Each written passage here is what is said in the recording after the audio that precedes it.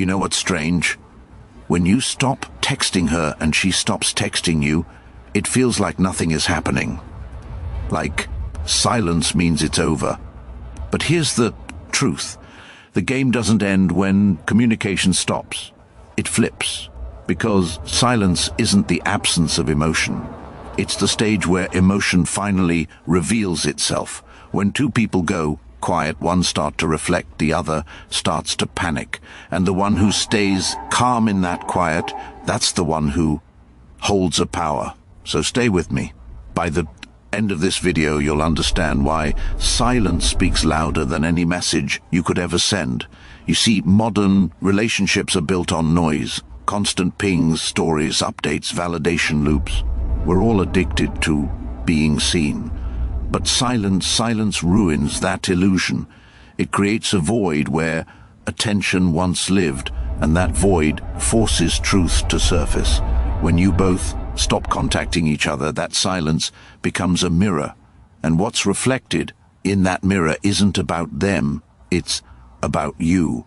This is where Stoicism enters, the ancient art of emotional control, clarity, and detachment. Marcus Aurelius wrote, "If it is not right, do not do it. If it is not true, do not say it." Silence in its purest form is both right and true, because it's the absence of manipulation, the refusal to beg for validation. It's raw honesty without words. But here's what most people never realize. The moment communication stops, psychology takes over. Let's break it down. When you stop contacting her, two forces begin to battle silently. Your ego versus your peace. Your ego says, text her, just one more message, she'll forget you. Your peace whispers, wait, observe, let her feel your absence. Most men lose right there.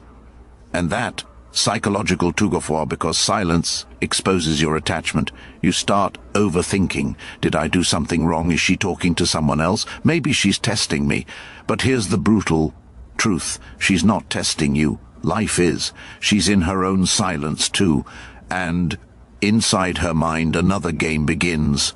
The avoidance cycle. At first she feels relief. No pressure, no texts, no expectations. Then the day's out. That relief turns into curiosity, then into doubt, and eventually emotional craving. Because what once felt like freedom starts to feel like loss. The avoidant mind only understands your value in your absence. When you stop chasing, you stop feeding her ego, and suddenly she's forced to confront the emptiness that your presence used to fill. Here's what most people miss. Silence is not Passive. It's active energy. It's the moment when emotional balance resets, when all the chasing, all the effort, all the control starts to flip. You see, attraction and power are never static. They shift depending on who breaks the silence first. The one who stays silent longer isn't cold, they're centered.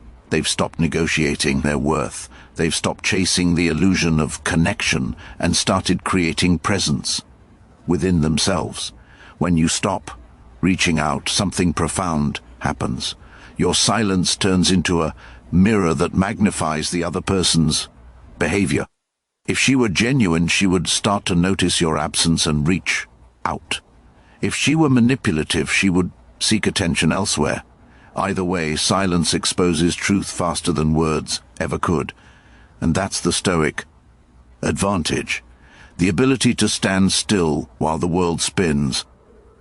Epictetus said, "It's not what happens to you, but how you react to it that matters. Your silence is your reaction. It's not a weakness. It's emotional discipline, the highest form of strength." Let me speak directly to you right now, because this is the test that defines real strength. When you both stop contacting each other, your mind will crave closure. You want to explain, fix, or prove something. That's natural. That's the human side. But a Stoic understands that closure doesn't come from conversation. It comes from acceptance. Understand this. If someone truly values Your absence will speak for you. You don't need to remind them of your worth. They'll feel it in your silence. This is the beauty of emotional control. You stop trying to win people back and start winning yourself back. The lesson is simple. Silence is not punishment, it's preservation. You're not ignoring them to manipulate. You're respecting yourself enough to stop explaining your value to someone who already knows it but chooses to forget. And that's where your power returns. Because when you stop reaching out, you're not losing them, you're reclaiming yourself. So, what does this look like in real life? Let's make this practical. When you both stop talking, don't fill that silence with anxiety. Fill it with purpose. Get busy, not as performance, but as evolution.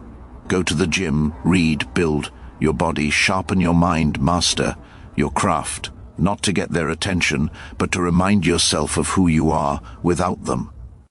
Every time you stop yourself from reaching out, you're rewiring your brain. You're teaching it that peace feels better than chasing. And here's the twist. That energy shift doesn't go unnoticed. People feel when your focus returns to you, your silence becomes magnetic because it's no longer desperate. It's powerful. She starts to think, why isn't he texting me? Did he move on? Was he the one holding the real power all on? That's when the game flips, because silence creates mystery, and mystery fuels attraction. But here's the Stoic distinction. You don't use silence to get her back. You use it to get yourself back. When you start building yourself from within, you realize she was never the validation, only the reflection. As your energy stabilizes, you stop chasing outcomes and begin to embody peace. And, ironically, that's when the world, and sometimes even she, starts chasing you. So let me ask you this. If you both stopped contacting each other right now, would your silence bring you peace, or would it expose your dependence? Because that answer, that's your truth. Most people struggle to handle silence because it forces them to confront themselves. But a Stoic, he welcomes it. Marcus Aurelius once wrote, "Nowhere can man find a quieter or more untroubled retreat than in his own soul." That's where you must live, in that inner fortress where no message, no delay, no rejection can shake your foundation. So, the next time the contact stops, don't panic, don't chase. Let silence speak, because silence doesn't end stories, it reveals them. And in that stillness, remember, you're not losing control, you're mastering it. If this message hit, your mind and your soul take a breath. And remember, silence isn't the end, it's the beginning of your transformation.